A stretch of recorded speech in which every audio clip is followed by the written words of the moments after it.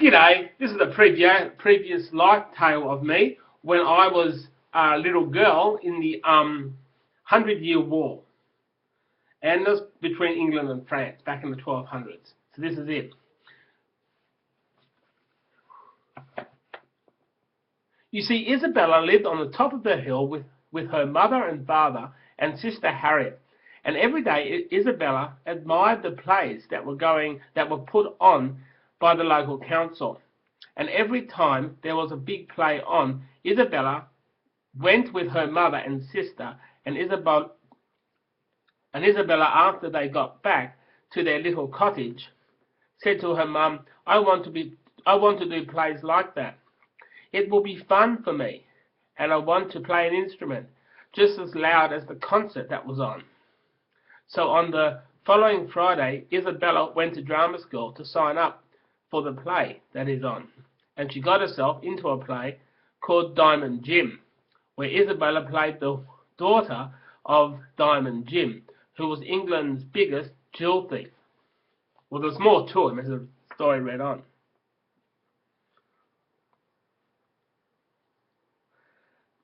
Way back in time before religion, and after Isabella got home, Harriet got excited for her. So much, in fact, she started to get jealous and wanted to join up herself. And Isabella said, I don't like the chances, sis, because there weren't many places left.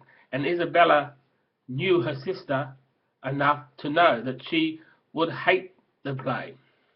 You see, it's about boys and how they grow up. And probably Harriet isn't attractive enough to play the kind of girl that Harriet said, I can handle that kind of thing, and I'm not stupid. I really ain't that stupid. The next morning, Isabella woke up at the same time as her father, as they had breakfast together, and her dad had a good laugh with her, and then said, his fleet is looking like they are going to war with England, and it's going to be tough. And I'm wanting you, as the eldest daughter, to look after your mother and younger sister, okay? And Isabella said, yes, Dad. And then Isabella went to the theatre to do her rehearsal. And this is looking weird for Isabella, as Isabella was being dunked by Diamond Jim, who was the big, strong garbage man. And the first rehearsal, Isabella went home to her room, where she swung her body around like a real big-time actress, like the ones they have nowadays.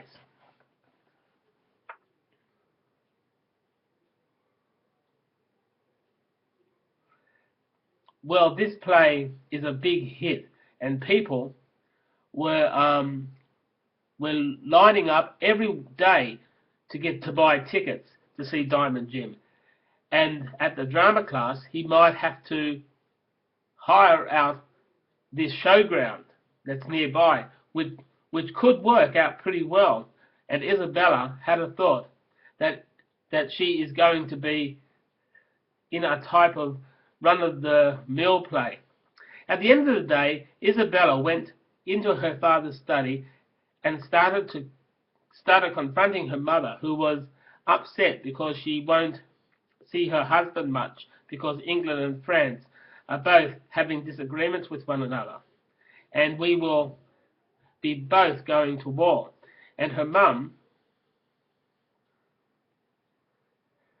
and Isabella and Harriet were sitting in the study listening to music played by a man who was hired by their father to entertain her family every night at 10 p.m.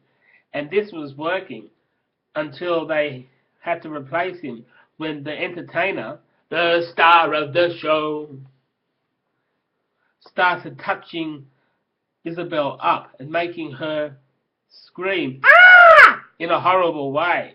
Woo! Like to say, piss off! And then when her father found out, he got fired straight away and then hired another entertainer. Or so he or she can entertain my family each night as the little cottage on the top of the hill. Okay, well that's a pretty cool story so far, isn't it? The next entertainer was a great success to the family, and Isabelle was writing a few short stories about the pressures that she has in her, and Isabella did a performance of reading her short story out to the family before the entertainer arrived to do his performance to the crowd. Then on the following day, Friday, Isabelle went to her play rehearsal, and yes, the rehearsal went well. And the actor who played Diamond Jim was in a real fiery, bloody, moody, and he had a lot of great explosive energy.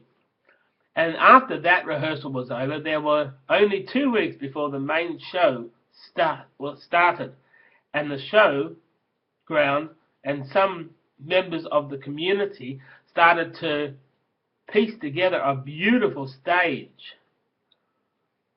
like with mountains and sea pictures and a great homely backdrop for the family scenes. With Diamond Jim and Isabelle's character and the backdrop for big equestrian trials, where Diamond Jim gets his name from, the days were going as quickly as Isabelle was getting herself ready for her play, and saw there was this terrible horse riding accident where Isabelle's sister Harriet was tipped by a horse and she died.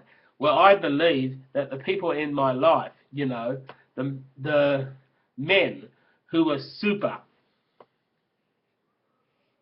nice to me when I was young, when I was pooing my pants, and Harriet's life is in the 21st century.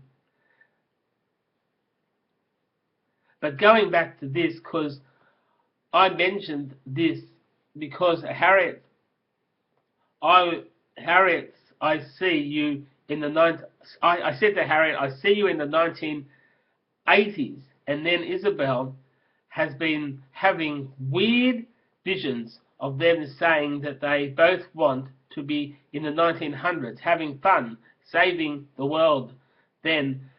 And Isabelle really got tormented by this dream, and I say really tormented. And she found it hard to concentrate on acting and had to pull out of the play, and then isolated herself in her room. Mind you, she had to miss a few days of school because her school was in a war zone, and when the funeral was on, their father attended, and Isabelle